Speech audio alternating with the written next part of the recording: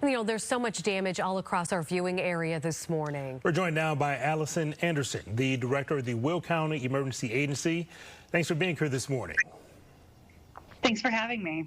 So it's now 7:30 in the morning after all those massive storms last night. Can you provide an update on some of the damage that you guys are seeing, and what are some of the worst spots that were hit? Most of Will County is actually what you just saw. A lot of trees down, trees on cars, wires down across roads and structures. The worst damage that we have right now is we have a high tension power line down that is impacting I-55 travel. I-55 is pretty much closed at Arsenal Road, so it's impassable northbound and southbound, and it probably will not be restored for 24 hours. My parents are going to be taking I-55 up today, so I'm glad you mentioned that to come visit us. What is a workaround for people who might be traveling in that area, and what advice do you have for them? The best advice I have right now is to really follow any instructions that you can on either Google or your maps. With traffic being backed up, you're rerouting truck traffic a lot around the area, so most of the ancillary roads will be tight as well. So just plan ahead, make accommodations for travel, and don't rush. And for people who don't maybe have any damage, but maybe they could be without power this morning. We've seen hundreds of thousands of people all over the area not having power. What's the update there, and how soon will the power be restored?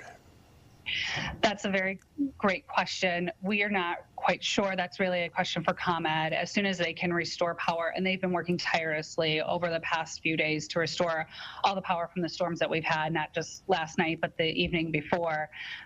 So as soon as they can get their crews to the area and get to those critical spots to start restoring power, they do a fabulous job. I believe they're saying by the end of the week, power should be restored across Illinois. So really with people without power, it's looking for alternate ways, especially with the heat in the summertime, to stay cool, finding some cooling shelters or some cooling resources.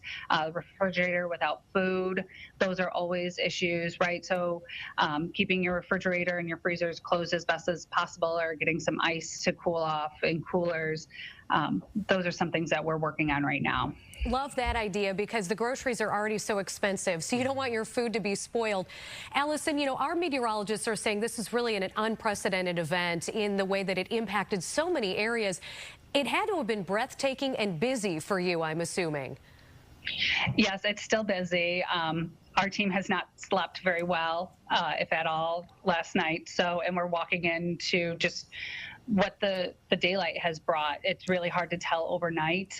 Overnight storms are particularly dangerous. So now that we can put some daylight on things and really assess the damage, we'll have a better picture of what actually occurred. Well, best of luck to you, Allison. Thank you again for joining us from Will County. Thank you very much.